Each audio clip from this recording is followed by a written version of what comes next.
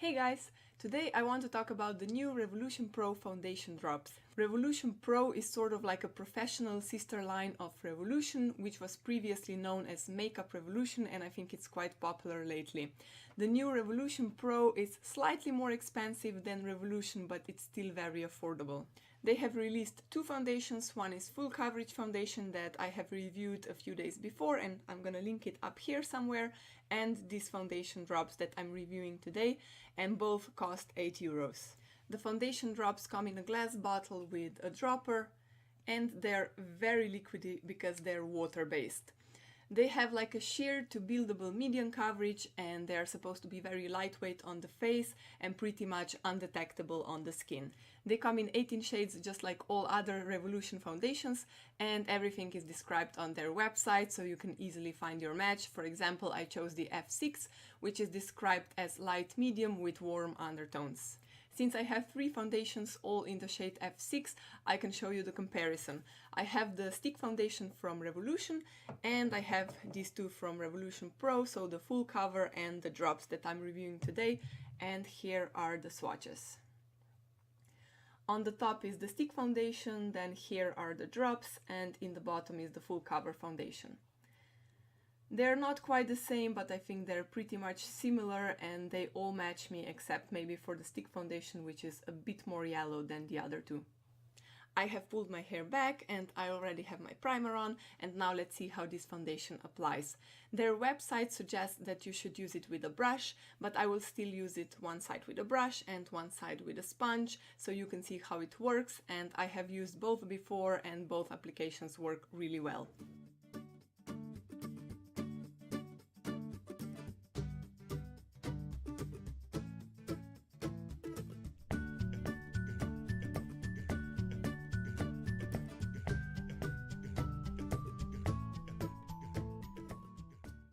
As you can see, it spreads really well, and I don't think the coverage is that bad. I would say it's medium.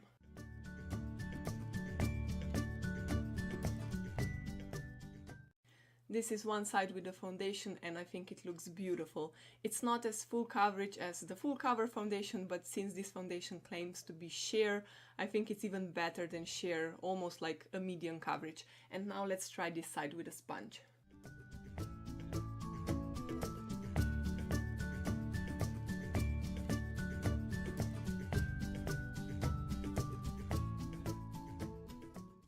I prefer the brush side just because this foundation is already so sheer and liquidy that you don't really need to sheer it out with the sponge, but also the sponge applied it really well. I will add just a few drops more to get a tiny bit more coverage, and so you can see how it builds up.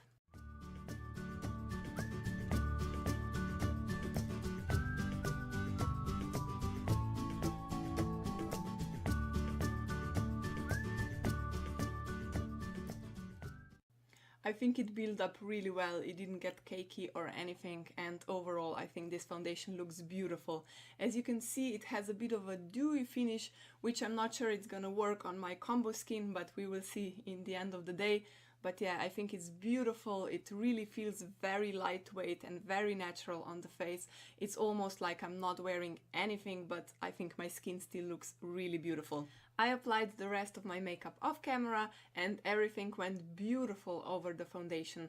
And even though I set it with powder, I think it still looks quite dewy and shiny and natural. This foundation also didn't cling to any of my dry patches. I have quite some texture on my face, like here and here, because I had my beauty spots removed and the skin is not quite healed yet, but yeah, this foundation didn't cling to any of that texture. So I really like it so far. It feels very light on my face, pretty much like I have nothing on, and I think it has quite a decent coverage for a sheer foundation.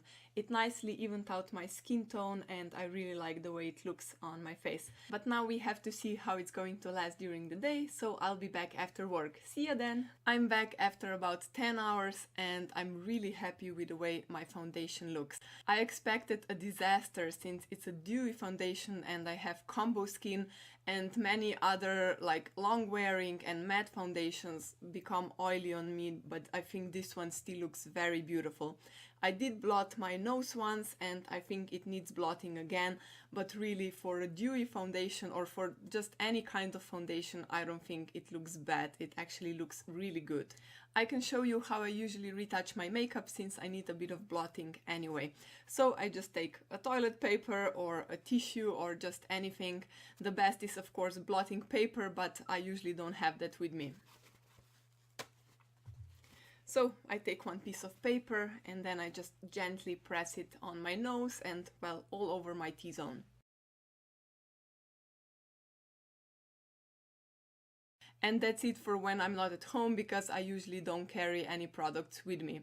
But when I am at home, I just take the brush which I use for applying powder, and I usually don't add any more product on because there's still some on the brush, and then I just gently brush over these areas a little bit. But if I have a bit more time and I'm not too lazy, then I will take a bit more powder on and just do the same. And that's it. I think this foundation held up really well.